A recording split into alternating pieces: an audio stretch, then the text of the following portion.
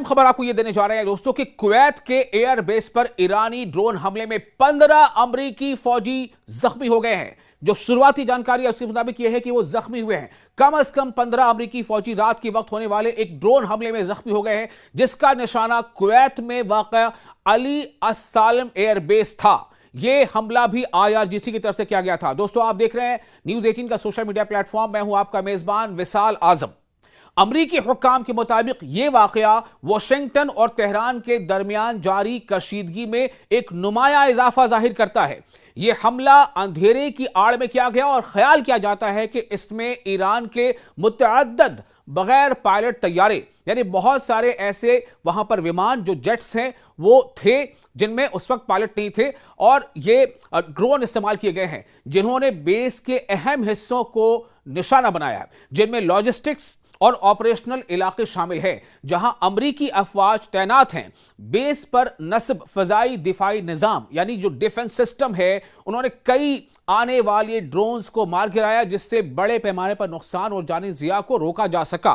तो हम कुछ ड्रोन दिफाई निजाम को चकमा देने में कामयाब हो गए, जिसके नतीजे में जमीन पर मौजूद एहलकार जख्मी हो गए।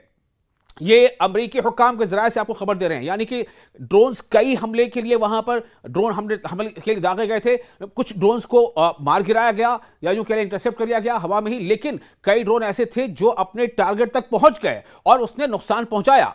अमरीकी फौजी हुक्काम के मुताबिक ज्यादातर जख्मी फौजियों को मामूली नौयत की चोटें आई हैं, जो उनका कहना है, ये उनका वर्जन है, लेकिन यह खबर है कि वो जख्मी हुए और इब्तदाई तिब्बी इमदाद के बाद वो दोबारा ड्यूटी पर वापस भी आ चुके हैं, ऐसा उनका कहना था। लेकिन ईरान बार बार यह एहसास दिला रहा है कि अमेरिका का कोई भी एयरबेस जो खलीजी ममालिक में किसी भी मुल्क में हो, चाहे UAE में हो, चाहे सऊदी अरब में हो, चाहे बहरेन में हो, चाहे कतर में हो, चाहे वो जॉर्डन में हो या चाहे कुवैत में हो, हर जगह पर वो हिट कर सकता है और उसने करके दिखा दिया।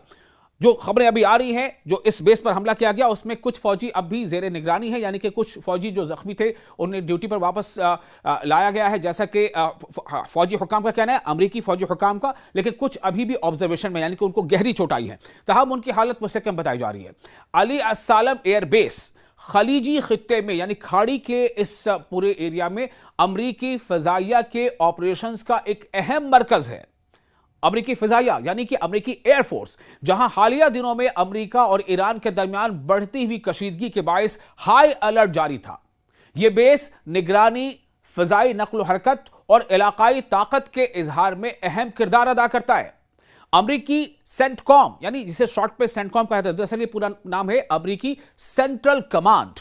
तो अमरीकी सेंट्रल कमांड के एक स्पोक्स पर्सन ने इस बात की पुष्टि की है, इस बात की तस्दीक की है कि 6 अप्रैल तक ईरान के साथ जारी तनाज़े से मुतालिक मुख्तलिफ वाक़यात में कुल मिलाकर 373 अमरीकी फौजी जख्मी हो चुके हैं। जी, ये खुद सेंटकॉम के स्पोक्स पर्सन कह रहे हैं कि कुल मिलाकर 373 अमरीकी फौजी जख्मी हो चुके हैं। अब आप सोचें, अगर वो हकीकत बयानी कर रहे हैं तो फिर आंकड़ा क्या है 373, या अगर इसके अलावा भी कुछ जानकारी है जो सेंटकॉम शायद किसी मसले से सामने नहीं ले रहा है, तो आप अंदाजा कर सकते हैं कि इसकी तादाद कितनी हो सकती है। इन जख्मियों की वजह से, इन जख्मियों की जो वजह है वो ड्रोन और मिसाइल हमले हैं, बिलवास्ता फायरिंग और मशरिक़ वस्ता यानी मिडिल ईस्ट के मुख्तलिफ इलाकों में दीगर दुश्मनाना कार्रवाइयां हैं। अगरचे ईरानी हुक्काम ने इस ताज़ा हमले की बाज़ाब्ता जिम्मेदारी कबूल नहीं की है, ताहम अमरीकी दिफाई ज़राया ने इंटेलिजेंस रिपोर्ट्स और इस्तेमाल होने वाले ड्रोन सिस्टम्स की पेचीदगी की बुनियाद पर इसका जिम्मेदार तेहरान के हिमायत याफ्ता अनासिर को ठहराया है। यह वाक़या हालिया हफ्तों में इराक, शाम यानी सीरिया, खलीजी खित्ते में अमरीकी ठिकानों पर होने वाले ऐसे ही हमलों के सिलसिले का हिस्सा है।